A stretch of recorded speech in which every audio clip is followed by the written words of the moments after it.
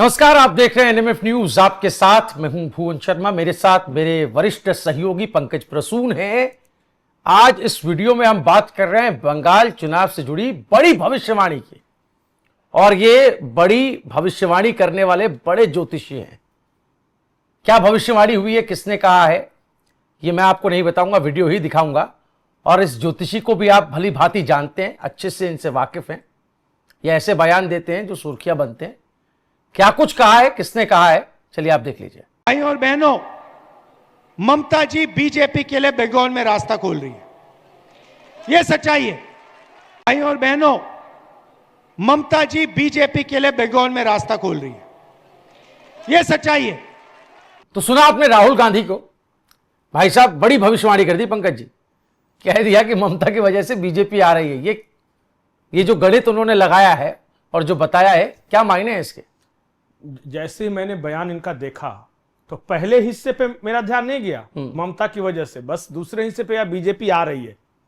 अब मैं पूछ रहा था कि भाई तुम हो किसकी तरफ, ये बता दो, क्योंकि ये गए हैं कांग्रेस का प्रचार करने। इनकी मजबूरी है ममता बनर्जी को भी क्रिटिसाइज करना। वैसे आमतौर पर ये करते नहीं है, आज तक आपने कहीं नहीं देखा होगा ममता बनर्जी को क्रिटिसाइज करते हुए, लेकिन बंगाल आए हैं। अब चूंकि इनकी पार्टी पता है कितनी सीटों पर लड़ रही है चुनाव? 284, 284। ये अलग बात है कि कुल मिला के 84 सीट पे भी ये नहीं गए हैं प्रचार करने। ये पहले फेज में 1-2 जगह और आज 3 जगह सभाएं थी, बस हो गया। और ये भाई साहब दूसरे दौर के प्रचार में आए हैं और पता है क्या कह रहे थे? बंगाल का चुनाव आने वाला है। पब्लिक में से किसने कहा कि नहीं रे, आधा हो गया, टू लेट है। पहला फेज हो गया 152 सीट पे, बंगाल का चुनाव आने वाला। आप सुनिए एक बार, चलिए वो बयान सुन लेते हैं। बंगाल में चुनाव आ रहा है और देश में 2 विचारधाराओं के बीच में लड़ाई हो रही है। बिल्कुल पंकज जी, और ये एक कहते हैं ना, थाली का बैंगन, एक बड़ा चर्चित मुहावरा है, अस्थिर होना। मतलब कहीं पर भी कभी किसी को क्रिटिसाइज करना, कभी किसी को अस्थिर नहीं बोलते हैं, डिसइंटरेस्टेड पॉलिटिशियन। इस आदमी ने मोक्ष प्राप्त कर लिया है राजनीति के क्षेत्र में। इसको ना हार से फर्क पड़ता है, ना जीत से फर्क पड़ता है। देखिए सारी पार्टियां परेशान हैं, कहां कौन जीतेगा। बंगाल में टीएमसी या बीजेपी परेशान है, इनको कोई जीते कोई हारे। लग रहा है किस तरह का तनाव है, बस है। पॉलिटिकल पार्टी के नेता हैं, चुनाव हो रहा है तो चले जाना है। सब बुला रहे होंगे कि राहुल जी एक आध बार तो आ जाइए कम से कम। वैसे भी राजनीतिक पर्यटन के लिए तो बदनाम रहे ही। अब देखिए अब कहां से आए हैं, यहां के बाद कहां चले जाएंगे। मुझे नहीं लगता है कि 4 तारीख के बाद बहुत ज्यादा नजर आएंगे। विदेश जरूर जाते हैं घूमने, रिफ्रेश होने, ये हाल है। और ये अपने चुनाव प्रचार के दौरान इन्होंने एक महत्वपूर्ण बात बोली, और मुझे लगता है कि उसमें थोड़ा सा कंटेंट था। इन्होंने कहा कि मेरे पास 36 केस है, आज तक बीजेपी ने ममता बनर्जी पे कोई केस नहीं किया। क्यों? तो पहले वो बयान सुना लेते हैं और मैं बताऊंगा कि क्यों। चलिए बयान सुन लेते हैं। कांग्रेस पार्टी बीजेपी से लड़ती है। आप देखिए, मैं आपके सामने खड़ा हूं, मैं बेल पे हूं, मेरा घर छीन लिया,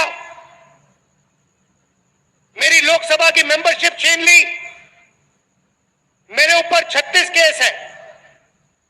कभी मैं झारखंड जाता हूं, कभी महाराष्ट्र, कभी गुजरात, कभी उत्तर प्रदेश, कभी बिहार। हर 10-15 दिन में केस लड़ने कहीं ना कहीं जाना पड़ता है मुझे। मैं आपसे पूछना चाहता हूं, ममता जी पे कितने केस लगाए नरेंद्र मोदी ने? जी पंकज जी, ये कह रहे हैं कि मेरे पे 36 केस है, और वो बता भी रहे थे गुवाहाटी तो झारखंड तो पटना, और ममता बनर्जी पे नहीं केस है। दिक्कत यह है भाई साहब कि आप पे उसमें से 8 केस तो है फालतू बयानबाजी का, मानहानि का, जिसमें कहीं आपने आरएसएस को कह दिया कि गांधी जी का हत्यारा है, तो कहीं तो आप तो 8 बार तो आप माफी मांग चुके हैं कोर्ट से। अगर किसी एक पॉलिटिशियन का माफी मांगने का रिकॉर्ड है तो शायद कंपटीशन है कि केजरीवाल होंगे या ये होंगे। दोनों अभी एक दूसरे के टक्कर में चल रहे हैं कि कोर्ट में ज्यादा कौन माफी मांगता है। तो कुछ केसेस तो वो हैं। बाकी एक केस आपका है वो अखबार वाला, यंग इंडिया। हाँ, तो आप कोई देश के लिए शहीद हुए हैं या फिर आपने कोई बहुत बड़ा आंदोलन खड़ा किया है, आंदोलन की वजह से, राजनीति की वजह से नहीं है, घपले घोटालेबाजी का केस है या ज्यादा बोलने का केस है। तो ममता बनर्जी सीजन पॉलिटिशियन है, उनको पता है कि अटैक भी करना है तो कैसे करना है। और अगर वो पॉलिटिकल, ऐसा थोड़ी कि ममता बनर्जी जो बोलती हैं बीजेपी के खिलाफ वो कम धारदार होता है, लेकिन वो बोलती उस तरीके से कि केस ना हो और आप सीधे व्यक्तिगत उतर जाएंगे तो आपके खिलाफ मानहानि का हो जाता है। तो मैच्योरिटी और इमैच्योरिटी का फर्क है। आपको जब इतना भी नहीं पता कि 152 सीटों पर चुनाव हो गया है, 142 पे बाकी है और आपसे बंगाल चुनाव आने वाला है कह रहे हो, तो समझ में आता है कि आप कितने सीरियस हो। और कौन सा धुर विरोधी दल का नेता ये खुद ही कबूल कर ले किसी पॉलिटिकल मंच दूसरी पार्टी के बारे में कबूल कर रहे कि वो आने वाली, वो आ रही है, तो इससे मतलब क्या, हम पहले ही हारे हुए। तो इससे जो कार्यकर्ता हैं, जो कैंडिडेट चुनाव लड़ रहे हैं, उनका तो मनोबल धराशायी हो गया ना। मतलब ये कैसा नेता है जो मजाक उड़ाएंगे लोग, तो कहेंगे कांग्रेस का मजाक उड़ाए। कुछ लोग कह रहे हैं कि इनका पूरा नाम हमजा राहुल मजारी है। और ये बीजेपी में, जैसे धुरंधर में हमजा जाके कराची के अंडरवर्ल्ड पे राज किया था, तो ये विपक्ष पे राज करते हैं। ड्रेस वही है आरएसएस वाला, नीचे खाकी ऊपर व्हाइट।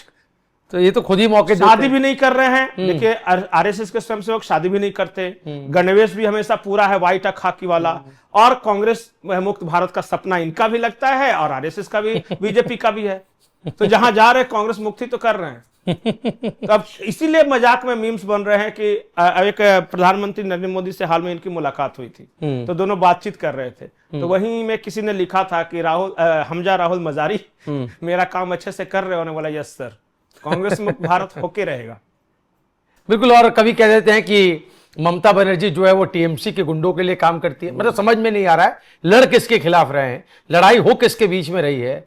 ये अपनी लड़ाई बीजेपी से मान रहे हैं, अपनी लड़ाई ममता से मान रहे हैं, ये बीजेपी को सरकार में आने की भविष्यवाणी कर दे रहे हैं। इनकी लड़ाई स्वयं से है। ये डिस्कवरी ऑफ इंडिया, इनके नाना जी ने बहुत पहले किताब लिखी थी और ये डिस्कवरी ऑफ इंडिया कर रहे हैं। जब सबसे पहले कलावती के यहाँ गए थे तो भारत के खोज रहे हैं, किसान के पास गए तो कहे भारत को असली जानना चाहते हैं, कूली के पास गए तो कहे भारत को जानना चाहते हैं, ट्रक ड्राइवर तो भारत को जानना चाहते हैं। बीच में धन रोपनी भी की थी मोजा पहन के उतर के। आज तक इनका खोज ही कंप्लीट नहीं हुआ। एक बार उत्तर से दक्षिण, पूर्व से पश्चिम भी यात्रा कर चुके हैं।